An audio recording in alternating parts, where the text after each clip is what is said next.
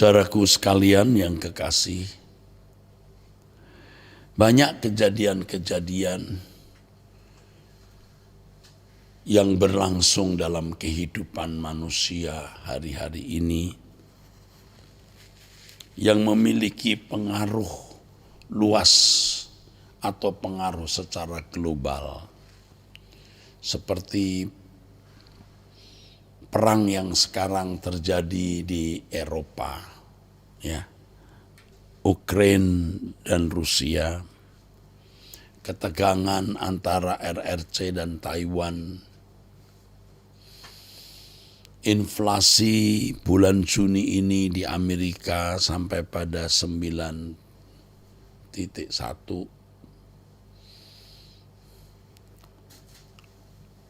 lalu masalah bahan bakar, masalah anomali cuaca, dan berbagai guncangan-guncangan lain di dunia. Tahukah saudara bahwa semua itu bukan terjadi secara kebetulan? Tentu semua di dalam pengetahuan Allah, dan Allah izinkan. Memang belum tentu Allah kehendaki, tetapi karena perilaku manusia, maka Allah konsekuen dengan kehendak bebas yang diberikan Allah kepada manusia. Jadi jangan saudara berkata Allah yang mengingini perang, Allah yang menghendaki krisis. Allah sebenarnya tidak menginginkan itu. Tetapi hal itu tidak bisa dihindari manusia, karena apa yang ditabur manusia itu juga akan dituainya. Dan semua itu bisa menjadi sarana bagi Allah untuk berbicara kepada kita. Semua itu menjadi sarana Allah berbicara kepada kita, saudaraku. Tentu saja inflasi di Amerika mempengaruhi kondisi ekonomi global. Begitu kata pengamat ekonomi. Tentu saja perang yang ada di Eropa mempengaruhi Eropa. Ketika pasokan gas dari Rusia dikurangi atau bahkan bisa dihentikan, maka bisa terjadi krisis bahan bakar. Krisis yang melanda Eropa.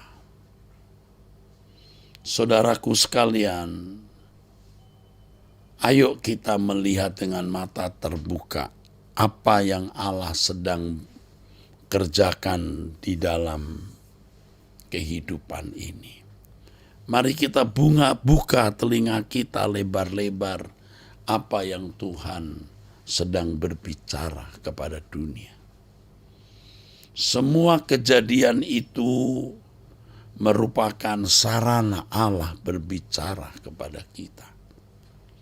Yang saya pahami, saudaraku sekalian, apa yang terjadi di dalam kehidupan dunia hari ini, ya, sesuai dengan hikmat yang Tuhan berikan kepada saya, merupakan suara Tuhan yang dibahasakan di dalam Alkitab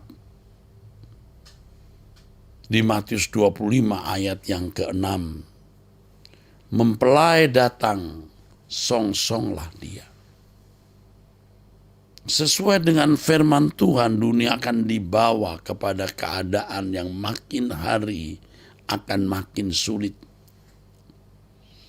Dan itu merupakan satu tanda bahwa Tuhan benar-benar mempersiapkan dunia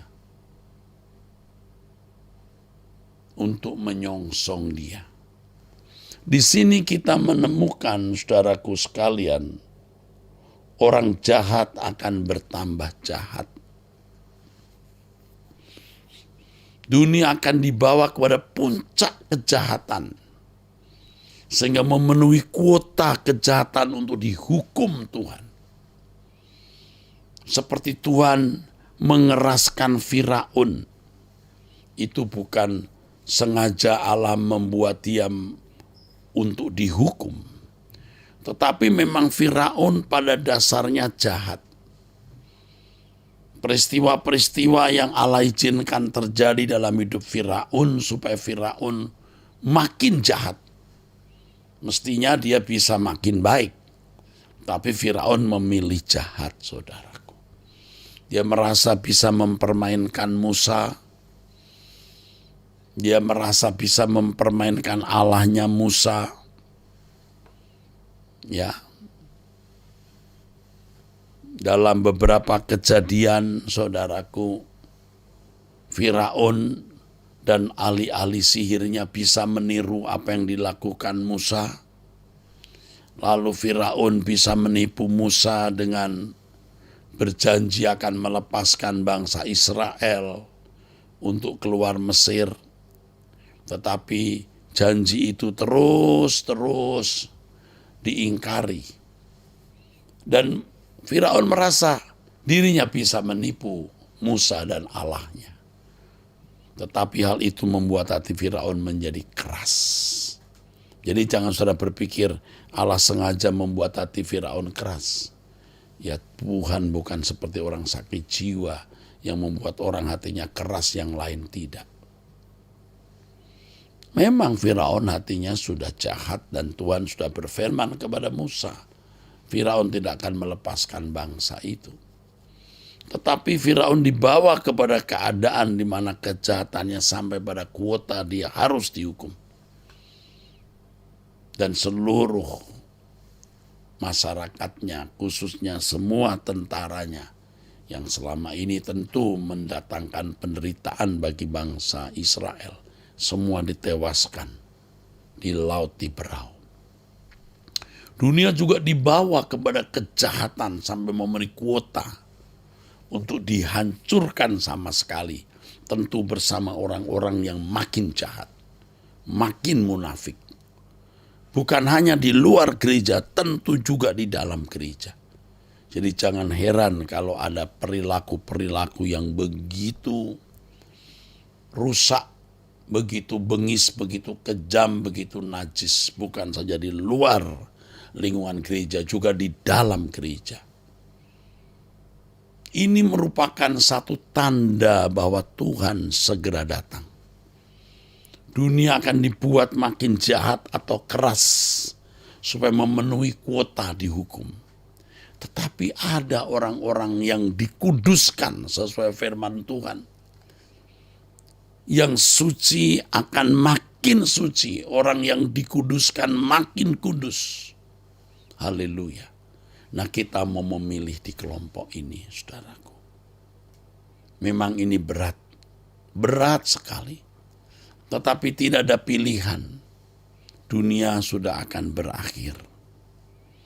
Kita harus memilih untuk hidup benar-benar tak bercacat, tak bercelah di hadapan Allah.